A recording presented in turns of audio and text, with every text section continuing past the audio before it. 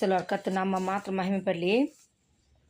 ಆದ ಕಾರಣ ನನ್ನ ಜನರು ಜ್ಞಾನಹೀನರಾಗಿ ಸೆರೆಗೆ ಹೋಗುವರು. ಖಂಡಿತ ಘನವಂತರು ಹಸಿಯುವರು, ಸಾಮಾನ್ಯರು ಬಾಯಾರಿವರು, ಮತ್ತು ಪಾತಾಳವು ಹೆಚ್ಚು ಆತುರದಿಂದ ಅಪಾರವಾಗಿ ಬಾಯಿ ತೆರೆಯಲು ಅವರ ಮಹಿಮೆಯು ಕೋಲಾಹಲ, ಗದ್ದಲ, ಉಲ್ಲಾಸ ಇವೆಲ್ಲ ಅದರೊಳಗೆ ಬಿದ್ದು ಹೋಗುವುದು.